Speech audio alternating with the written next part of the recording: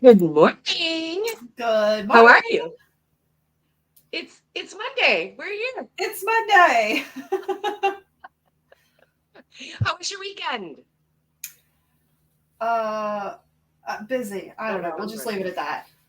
Perfect. That's It's fine. funny. You were like, "Happy Monday." I'm like, "Oh yeah, it is Monday." My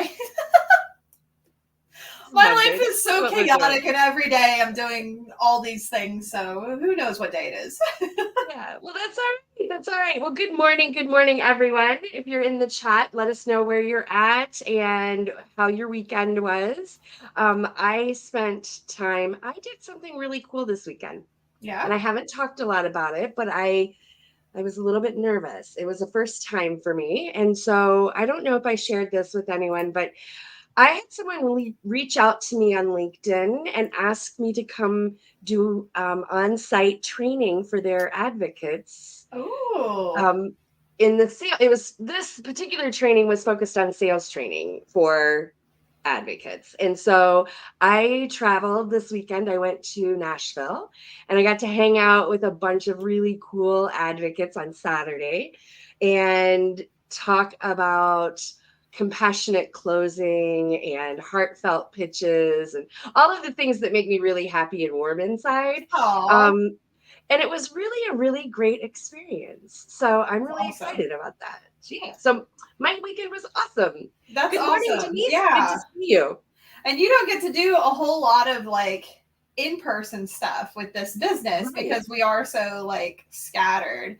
And yeah, there's something about the in-person element that, I mean, Zoom is great. It's better than nothing, but still not the same.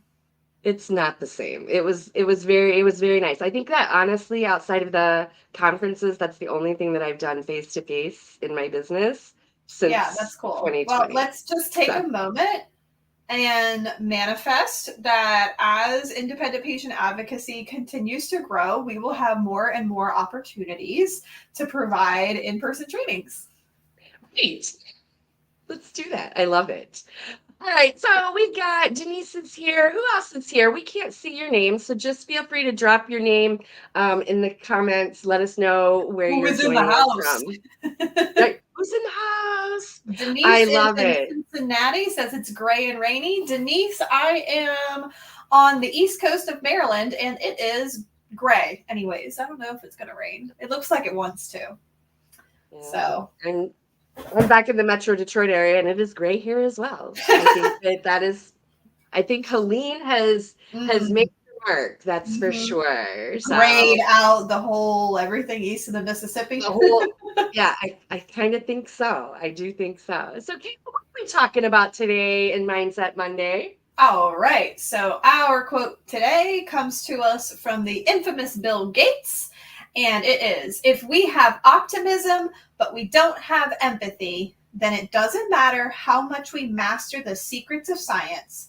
We're not really solving problems. We're just working on puzzles. This was fun to think about for me Mm-hmm. because I think there's a lot of truth in that.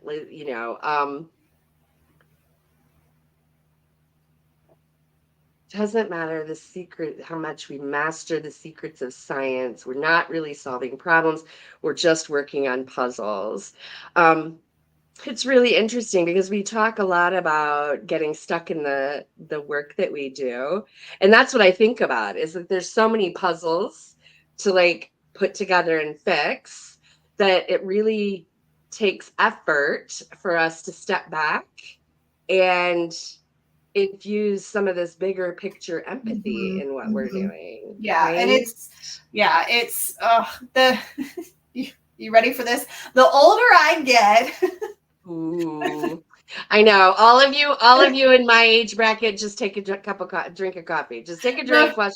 It's okay. But the older I get, the more I realize how caught up in kind of the day to day grind, how easy it is, and how easy it is to forget that even, and not even just for us as advocates or in healthcare in general, but like all of us are connected. And I don't care what job you have, it's likely related because you're creating something or providing a service to another human being. And that kind of line of thinking, I mean, most people don't start their day off and go, I'm going to go to work for human beings. Like, it's just, I have to go clock, and you get caught up in like the list of all the things that you have to do. First of all, you get to do them. It's a privilege, but that's another mindset topic. Right. But we're all working together for some better purpose, and it's just not on the forefront of people's minds. And I think that Bill did with this quote did a great job at kind of illustrating that, if we're just caught up in being the cogs and not thinking about that human aspect and bringing that empathy back into it and relating to each other person to person, then what is it for? What are you doing? Right. Oh. I love that. Yeah. So one of my notes here says serving people, not problems. Mm-hmm. And I think you just like spoke that whole concept. That's much more eloquent than we what I serve said. people, not problems. And I think that when we boil it down to that simple serving people, not problems, that it's so much deeper, especially in advocacy, right? Like the top surface level things that we do, those are just tasks. Ultimately, we're restoring patients' confidence. We're restoring their faith in humanity. We're, removing fears and frustrations and, all of those things. Those are deep, deep, empathetic issues that we're addressing on the human level. And yeah, it's easy to forget. It's easy to get caught up in the task list, right? Of what we're doing. And unfortunately, that's a trend that I have witnessed just getting worse and worse in healthcare, especially as our care providers are burdened with doing more with less. And you know what? For those of you who don't know, I've recently, in the past couple of months, joined my local chambers of commerce, which I didn't even know what that was before. So if you don't, that's okay. But business stuff. But I'm making a lot of connections in all kinds of industries that are local to me. And so this do more with less and not having enough people to do the job, it sounds like across the board. I'm hearing that in every industry. So I think everybody can relate to that problem. Yes. The thing is, in healthcare, when you're trying to do more with less and not having enough people for the job, you are literally directly affecting people's health, livelihoods, and putting their lives at risk. So while, running a pizza shop with not enough people is a challenge, nobody's dying because they didn't get their pizza on time. You know what I mean? Right. And very true. Yeah. Our end users are kind of bottom toll workers of the healthcare system, the people providing care, the doctors and nurses and aides and therapists. They are feeling that pressure to do more with less so greatly, and they are acutely aware of the stakes. And unfortunately, that is... Obviously, there's a lot of problems with that, but one of them that relates to today is that it really even more heavily shifts that focus on the to-do list or solving the problems, the puzzles, and even further removes them from that deep empathetic connection of serving this human being and treating them as a person. I like to throw that out a lot in healthcare. Oh, the patient. Oh, that person in that room who's in pain. Let's talk about that for just a second and then come back. Right. Because it's, and like you said, I love, and we talk about this a lot, that, there's lots of, there's lots of roles that get pressure that create and perpetuate this problem. I think the nice thing about us as independent advocates is we can take that time, like you said, and really drill back into, the person and the human being and the empathy that's required to really get to solving some of these issues. The other thing I wrote down here was that, empathy really does elevate optimism. And for those of you that know me, that I am probably one of the most optimistic people walking the earth. I'm sure there's more, but I tend to live in this very, very optimistic space. And I was thinking about how I think empathy really helps me do that, to be continually optimistic, because when I focus on the humanity and the empathy and the people and the work that we do at the very core, it really gives me a lot of hope in people, not in systems, not in policies, not in actions, but in people. And that's where I think that a lot of this focus is again on the people, right? Like you said, people don't get up and think, oh, I'm going to go, serve people. I'm going to go do my to-do list. Mm-hmm. Right. And I think that when we tie human beings to that to-do list and we interact with each other at that human empathetic level, it brings so much more good to the surface of all of our daily lives, right? Like of the everyday things. For example, and I know that's kind of like woo-woo-y hard to concept, but here's an example, right? When you're walking and you're going into a building and someone 10 feet ahead of you stops and holds the door for you, right? Like that feels good. You're like, oh, that's an example of infusing empathy into our day-to-day lives, right? Noticing that there's somebody coming behind me that has, a roller cart and their arms are full. And yes, it might take me a few extra minutes to just stand there and wait and make You sure mean that I hold the door seconds, for them. literally seconds. Yeah, right. That People is act true. like they don't have time for this stuff. Yeah. We're talking about Right. seconds of, and I totally just cut you off, but Okay. I was just, It's true. People tend to, I mean, kind of the default is not mindfulness, right? And we talk about this all the time. And starting with empathy and keeping that human connection, that is not the default mode. That takes extra effort. But that extra effort, people tend to act as if there's no time for it. But what we're talking about literally takes seconds. It takes more mental effort than time. Yes. And that is really true. It does take more mental effort than it does take time, for sure. But it has real impact.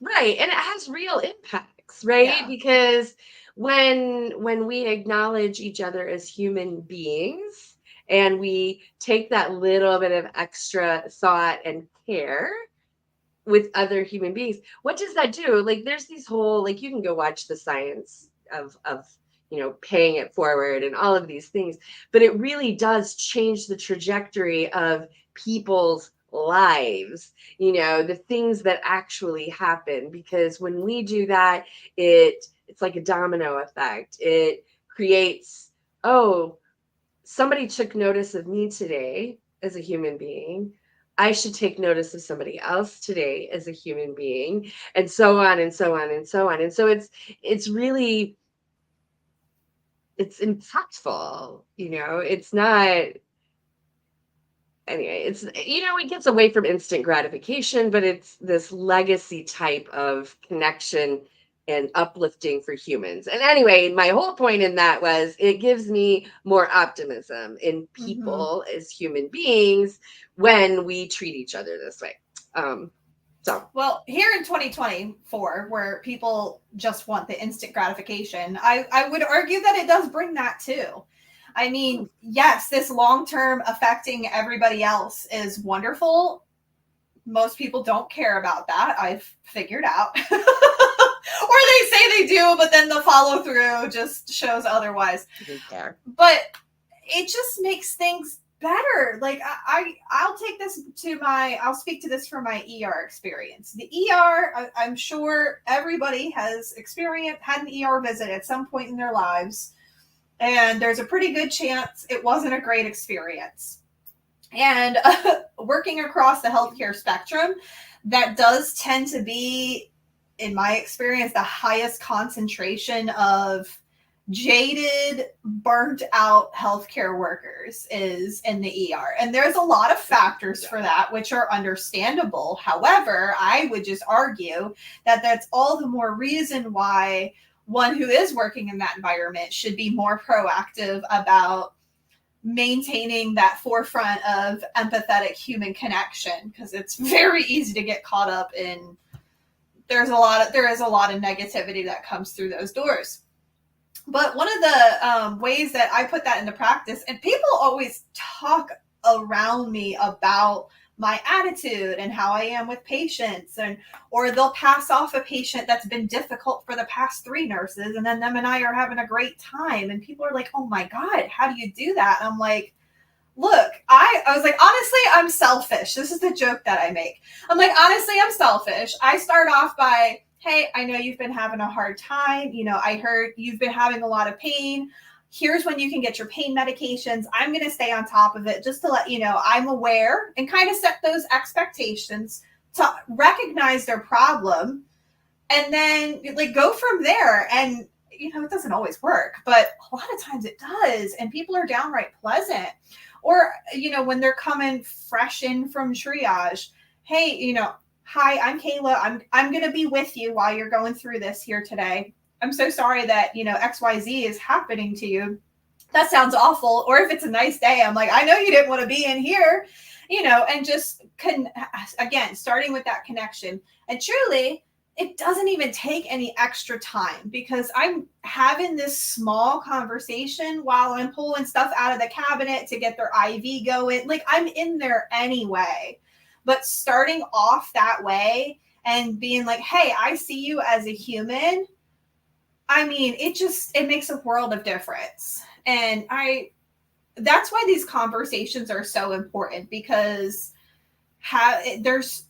I hear so much misconception around, again, I hear that time aspect. I don't have time. Yes, you do. Yeah, you do. You're just choosing not to. And if you're not even, maybe you don't even care about the effects it has for the people around you. That's fine. This is going to make your life better. So invest that. Absolutely. So true. So I love this: serving people, not problems, empathy, elevating optimism, working on puzzles. Ugh. Like, we do have to do some of that, right? And I think that this is where it comes into like talking about balance, right? Because we do have puzzles that we need to work on and get figured out. And so we do have tasks and things that have to be, absolutely, completed. But then for me, it's funny because I'm actually standing here thinking about, how they're all tied together, and I'm having they are all tied together, right? The reason I have to have a to-do list and a task list is because for every problem that I'm working on solving and having empathy with people on, there are little tasks that need to be done in order to get there. And so for me, I'm kind of having a tough time separating them, because I don't really, and that's the thing, they shouldn't be separated, but unfortunately I think that is the way most people subconscious, like I think this is not something people consciously do. It's a result of a lack, again, of mindfulness and awareness. But there's this, I have to do all of these things, and empathy and human connection, sure, that sounds great, but I got to do all this stuff, and then I can get to that later, and then later never comes. Whereas truly, as you just said, it should be interwoven. Like with the example I was just giving, I'm doing my tasks at the same time that I am addressing somebody in this way. I mean, even if you just want to be a taskmonger and go through your list, you're going to have to communicate to other people at some time. So the call to action is to pause, just think for a few seconds beforehand how you can have that communication, that topic that you have to talk about anyway, how you can do that just with a more positive and connected approach. That's all this is. It's not a this or that, or a do this and then do this later. It is truly the weaving and blending together. That's beautiful. That's absolutely beautiful, because you're right. It is. It's about balancing it and bringing them together in your work every day, and achieving some of these bigger, solving some of these bigger problems, while we're working on those puzzles. My dog is barking. I'm so sorry. It's not coming through too bad, because I heard just a little bit. I couldn't tell what it was. So yeah, it's the dog. Cool. Okay, so what is our call to action this week, Kayla? What are we asking folks to do? What are we asking them to share with us today? I would challenge, perhaps, times that you are feeling this disconnection or caught up in your to-do list. Take 1 minute, literally set a timer for 1 minute to pause and think about how you can bring that empathetic human connection in. And if that sounds woo-woo and challenging, I go all the way back to, what is your why? Why are you doing the work that you do? And I know we've started sharing this Mindset Monday, so it's not all specifically independent patient advocates on here anymore, but I would challenge it to whoever you are, whatever you're doing for your career. I would challenge you to find a reason why, other than a paycheck, because there are more jobs than people, so you can get a paycheck anywhere. So why are you at the place that you're at? There must be something that you enjoy doing. And I'm sure in some way it ties back to serving other human beings. So my challenge this week is to figure out that aspect of your role, if it isn't as obvious as patient advocacy is, and keep that front of mind. Maybe if you have to, write it on a Post-it note and stick it on your mirror in the bathroom. Write it on a Post-it note, take a picture and set it as a background on your phone or your screen cover, so that it's always in your face. But remembering that human aspect, and think about a time when you did have some of that good, genuine human connection with somebody through going through your day-to-day list, and the way that it made you feel, or the words that you said that helped to bring that connection together. Oh, you're muted, Nicole. Yeah, the dog got crazy. So I muted. Sorry about that. I was like, yes. This is great. I love it. All right. Drop in the comments if this was helpful for you. We're going to kind of wrap this up on today's, but just, I'm going to read it one more time. If we have optimism, but we don't have empathy, then it doesn't matter how much we master the secrets of science. We're not really solving problems. We're just working on puzzles. And that's from Bill Gates. And that feels like just busy work, right? And I love what you just said about getting back into our why, because busy work doesn't translate into my why work, right? Well, exactly. And we can get really existential with that. I mean, if you're just focusing on the to-do list, what is the point of life? Because you'll just do that to-do list every day, and then one day you cease to exist. And then what was it all for? Right.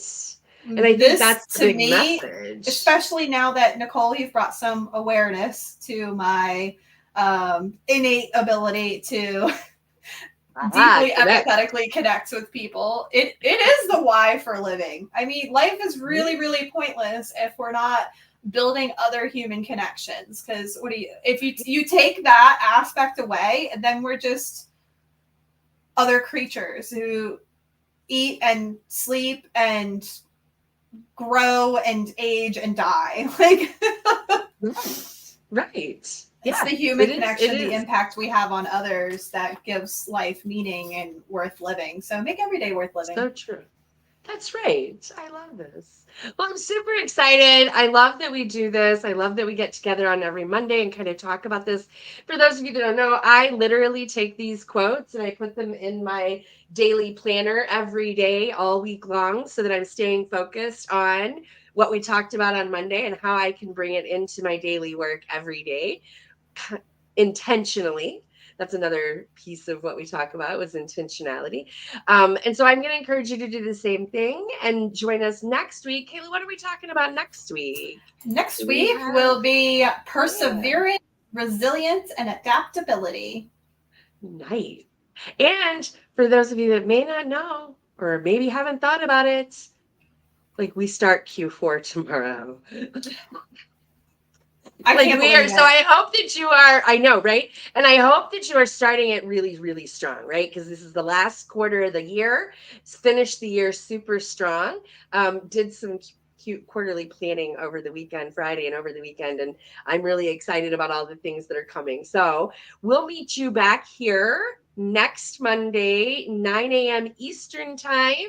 Same time, same channel. We'll see you here. In the And meantime, if you don't feel like you're starting off your Q4 really strong, or that whole sentence made you go, oh, I challenge you to commit to showing up here every Monday for the rest of the year and see if we can change that. ooh, challenge, Kayla. I love it. I love it. That's awesome. Okay. Well, we will see you next Monday and hopefully every Monday through the end of the year. And I would be really excited to see how that changes folks' experience because I think it would be good. All right, guys, have a great week. We will see you right back here next Monday, 9 a.m. Eastern. Have a great